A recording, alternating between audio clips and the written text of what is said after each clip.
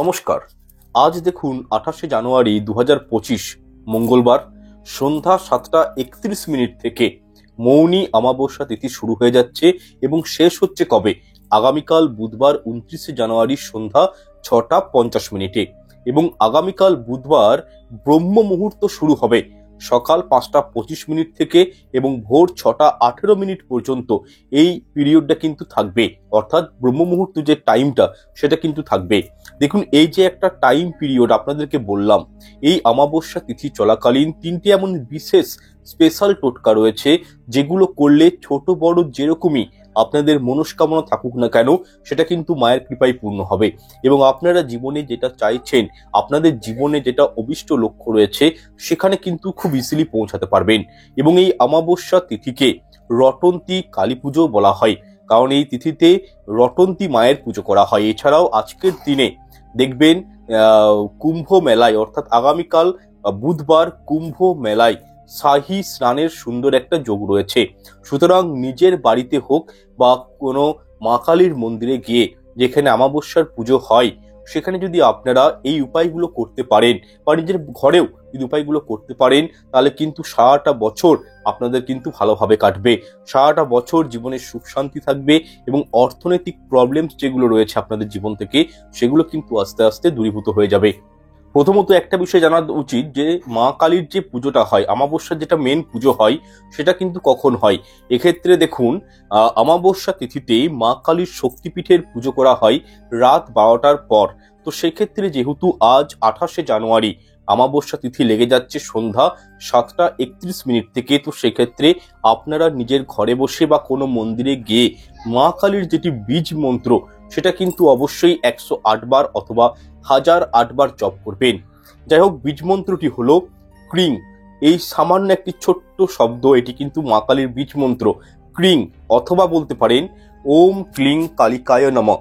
এই মন্ত্র জপ করলে মা কালীর আশীর্বাদ পাওয়া যায় এবং অন্তর্নিহিত বিশেষ শক্তি লাভ করা যায়। এছাড়াও আরো একটি মায়ের বিশেষ মন্ত্র রয়েছে, সেটা হলো ওম শ্রী মহাকালিকায় নমঃ। এই মন্ত্রটিও কিন্তু মায়ের বীজ মন্ত্র। এই মন্ত্রটি আপনারা কিন্তু আপনাদের অবশ্যই আপনারা কিন্তু জপ করুন। নিজের ঠাকুর ঘরে করতে পারেন, কোনো মায়ের মন্দিরে গিয়ে জপ করতে পারেন।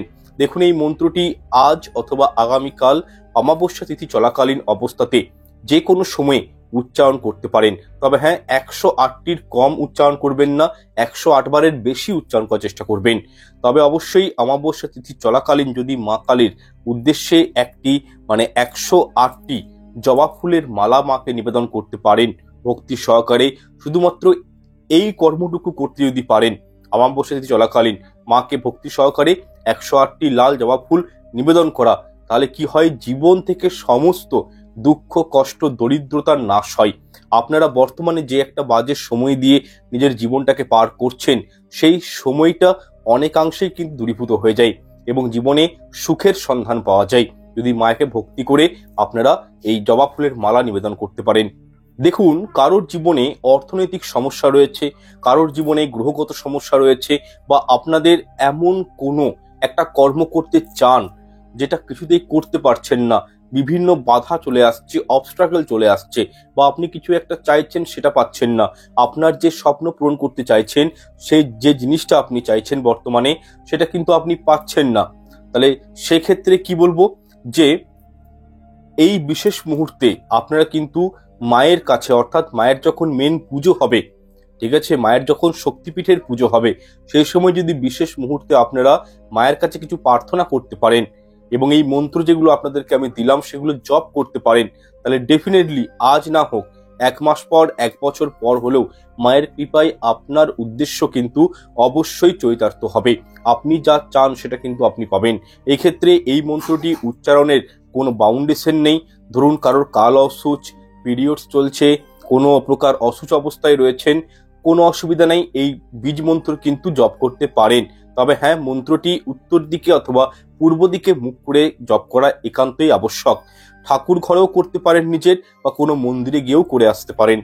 দেখুন, যেহেতু বুধবার দিন অর্থাৎ আগামীকাল 29শে জানুয়ারি কুম্ভ শাহী স্নানের যোগ একটা সুন্দর রয়েছে, তো সেই ক্ষেত্রে আপনারা আগামীকাল অর্থাৎ বুধবার সূর্য উদয় হওয়ার আগে আপনারা স্নানের জলে অল্প করে কালো তিল ফেলে দিবেন এবং যদি পারেন অল্প হলুদ, 1 চামচ গোলাপ জল আপনারা কিন্তু স্নানের জলে ফেলবেন এবং তার সাথে গঙ্গা জল স্নানের জলের সঙ্গে মিশিয়ে নেবেন এবং আপনারা সূর্যোদয়ের আগে অবশ্যই স্নান করুন এবং স্নান হয়ে যাওয়ার পর ঠিক আছে আপনারা কি করবেন, শাওয়ারে অল্প করে পরিষ্কার জল মাথায় এবং গায়ে ভালো করে ঢেলে নেবেন। এর ফলে কুম্ভে যারা স্নান করেন সেই যোগে যদি আপনারা নিজের ঘরে বসে এই শাহী স্নান করতে পারেন, এটিকেও কিন্তু শাহী স্নান বলা হবে এবং সমান ফল পাওয়া যাবে এই স্নানের ফলেও। কারণ আপনারা যখন এই দ্রব্যগুলো মিশিয়ে সেই জলে স্নান করবেন, এর ফলে দেহ এবং মনের সমস্ত পাপ বিনষ্ট হয় এবং বিশেষ সুফল লাভ করা যায়।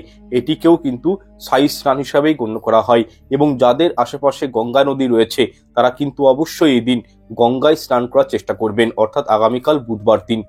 দেখুন, এক্ষেত্রে আপনাদেরকে বলে রাখি যে অমাবস্যা তিথি চলাকালীন মাঘ মাসের সব থেকে গুরুত্বপূর্ণ অমাবস্যা হচ্ছে এই মৌনী অমাবস্যা। তো সেক্ষেত্রে 29শে জানুয়ারি বুধবার দিন পশু পাখিদের কিছু খাওয়াতে পারেন, যথেষ্ট এতে পুণ্য অর্জন হয়।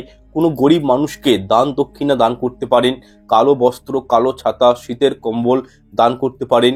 যাদের গ্রহগত প্রবলেম রয়েছে তারা এই দানগুলো অবশ্যই করবেন, এতে মানে গ্রহগত প্রবলেমগুলো আস্তে আস্তে সলভ হয়ে যায়। কোনো বৈষ্ণব বা ব্রাহ্মণ মানুষকে আপনারা নিজের ঘরে খাওয়াতে পারেন। সর্বোপরি আপনারা কিন্তু বুধবার দিন নিজেরা কিন্তু নিরামিষ আহার গ্রহণ করার চেষ্টা করবেন। এছাড়াও কারোর সাথে এদিন ঝুট ঝামেলা, অশান্তি, বাকবিতণ্ডে জড়িয়ে পড়বেন না। পরিবারের শান্তি বজায় রাখবেন। এই দিন কোনো প্রকারের ঘোর কর্ম করবেন না। চুল, দাড়ি, নখ কাটা, বিউটি পার্লারে যাওয়া আদি ইত্যাদি কাজগুলো কিন্তু মানে নিষিদ্ধ করা হয় অমাবস্যার দিনে করাটা। এছাড়াও আপনারা আজ এবং আগামীকাল এই দুদিনেই সন্ধ্যার সময় যদি পারেন ধুনুচির মধ্যে লবঙ্গ, এলাচ, কর্পূর এবং একটি শুকনো লঙ্কা অবশ্যই গৃহে পুরাবেন এবং সেই ধোঁয়া সমগ্র ঘরে প্রত্যেকটা রুমে রুমে আপনারা কিন্তু ভালো করে সেই ধোঁয়াটি ছড়িয়ে দিবেন। দেখুন, আমাদের চারপাশে যে নেগেটিভ এনার্জি থাকে অমাবস্যার কারণে সেটা কিন্তু ধ্বংস হয়ে যায় এই ক্রিয়াটির মাধ্যমে এবং জীবনে অনাবিল সুখ শান্তির প্রাপ্তি ঘটে। এছাড়াও অমাবস্যার দিন অর্থাৎ আগামীকাল বুধবার সকালে ঘুম থেকে উঠে প্রত্যেকটা ঘরের রুমে অল্প করে গঙ্গা জল ছিটাবেন এবং সদর দরজাতে অল্প করে গঙ্গা জল ঢালবেন। সাথে ঠাকুর ঘরে যে আপনাদের বিগ্রহ মূর্তি রয়েছে তাদের সেই বিগ্রহ মূর্তির মধ্যে কি করবেন, অল্প করে গোলাপ জল স্প্রে করে দিবেন। এটি করলে জীবনে সুখ শান্তি প্রাপ্ত হয়। এবং সন্ধ্যার সময় সদর দরজার সামনে এবং অশ্বত্থ গাছের গোড়ায় পিতৃপুরুষদের উদ্দেশ্যে অবশ্যই বলবো তিলের মানে তেল দিয়ে তৈরি প্রদীপ অবশ্যই কিন্তু জ্বালাবেন এবং প্রদীপের মুখটি রাখবেন কিন্তু দক্ষিণ দিকে মুখ করে। এর ফলে আপনাদের জীবনে যত রকমই মানে পিতৃদোষ থাকুক না কেন সেখান থেকে কিন্তু আপনারা রেহাই পেয়ে যাবেন। দেখুন, মৌনী অমাবস্যা মানে মনস্কামনা পূরণের অমাবস্যা মৌনী অমাবস্যাকে বলা হয়। যাদের উপর ঋণের সমস্যা রয়েছে বা কোনো শারীরিক সমস্যায় ভুগছেন বা ঘরের মধ্যে অশান্তি বা বলতে পারি প্রচন্ড আর্থিক সমস্যায় ভুগছেন, তারা কিন্তু এই বিষয়গুলো একটু মাথায় রাখবেন। যেমন বলা হয় পূর্ণিমা তিথি দেবতাদের অতি প্রিয়, ঠিক তেমনি অমাবস্যা তিথি পিতৃপুরুষদের মহাতিথি বলে মনে করা হয়। পিতৃপুরুষেরা অত্যন্ত সন্তুষ্ট হন এই দিন এবং ওনাদের আশীর্বাদ আপনারা কিন্তু মানে প্রাপ্ত করতে পারেন। কোনো জাতক জাতিকা যদি পিতৃপুরুষের জন্য এই দিন মানে অমাবস্যা চলাকালীন যদি তর্পণের ব্যবস্থা করেন, তার উপর থেকে পিতৃদোষ দূরীভূত হয় এবং পিতৃপুরুষের আশীর্বাদে সেই জাতক জাতিকা বহু উঁচুতে উঠতে পারে এবং জীবনে সফলতা প্রাপ্ত করতে পারে। যাই হোক, এরপর আপনাদেরকে আমি কয়েকটি দানের কথা বলছি, এগুলো কিন্তু অবশ্যই দান করার চেষ্টা করবেন। দেখুন, আপনারা অমাবস্যার দিন অর্থাৎ আগামীকাল বুধবার দিন কালো তিলের দান করবেন। এতে অখণ্ড জীবনে সুখ শান্তি পাওয়া যায়। কালো তিল যদি গঙ্গায় দান করতে পারেন এটিকেও কিন্তু খুবই শুভ বলে মানে বলা হয়।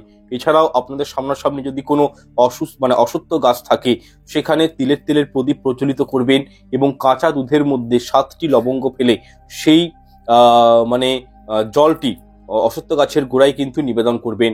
এর ফলে রাহু, শনি, কেতুর শুভ প্রভাব কিন্তু পাওয়া যায়, পিতৃদোষ খণ্ডন হয় এবং জীবন থেকে সমস্ত ঋণ দূরীভূত হয়। এছাড়াও যাদের জীবনে গোপন শত্রু রয়েছে তাদের জন্য একটা স্পেশাল রেমেডি আমি আপনাদেরকে বলে দিচ্ছি, এটা কিন্তু তারা অবশ্যই করবেন। সেই শত্রুর মুখ কিন্তু আস্তে আস্তে বন্ধ হয়ে যাবে এবং তারা শত চেষ্টা করেও সেই শত্রু কিন্তু আপনার কোনো ক্ষতি করতে পারবে না যদি আপনারা আগামীকাল বুধবার এই উপায়টি করতে পারেন। কি করবেন, একটি গোটা জায়ফল নিয়ে নেবেন এবং সেই জায়ফলটাকে নিজের হাতে ভালো করে 7 বার ঘষে নেবেন এবং সেটি উনান বা গ্যাসের উপর চিমটা দিয়ে ধরে ফলটাকে ভালো করে পুড়িয়ে দেবেন এবং যে ছাইটা উৎপন্ন হবে সেটিকে কালো কাপড়ে বেঁধে কোনো নদী বা পুকুরে বা জলাশয়ে ভাসিয়ে দিবেন। আপনারা বিশ্বাস করুন, এই উপায়টি যদি আপনারা আগামীকাল বুধবার দিন অমাবস্যা তিথি চলাকালীন করতে পারেন, তাহলে আপনার পাড়া প্রতিবেশী, আপনার ঘরের লোক, আপনার আত্মীয় পরিজন কেউ আপনার চেয়েও ক্ষতি করতে পারবে না। যারা আপনার পিছনে লাগছে, যারা আপনাদের হিংসে করছে, সেই জায়গা থেকে আপনারা কিন্তু বেরিয়ে আসতে পারবেন এই ছোট্ট একটা রেমেডির মাধ্যমে। আপনারা একটা হ্যাপিলি জীবনযাপন করতে পারবেন। যাই হোক, প্রত্যেকটা টোটকা বা রেমেডি আপনাদেরকে আমি অমাবস্যার প্রদান করে দিলাম। যদি এই বিষয়ে কারো কোনো প্রশ্ন মতামত থাকে অবশ্যই কমেন্ট সেকশনে কমেন্ট করে জানাবেন। যারা পার্সোনালি আমার সঙ্গে যোগাযোগ করতে চাইছেন গ্রহদোষ খণ্ডন, বাস্তুদোষ খণ্ডন বা কোনো জটক বিচারের জন্য, তো সেক্ষেত্রে আমার ডেসক্রিপশন বক্সে হোয়াটসঅ্যাপ নাম্বার পাবেন, সেখান থেকে আপনারা আমার নাম্বারটিতে হোয়াটসঅ্যাপ করে অনলাইন বুকিং করতে পারেন। আজকের জন্য বিদায় নিচ্ছি। ভালো থাকুন, সুস্থ থাকুন। নমস্কার, ধন্যবাদ।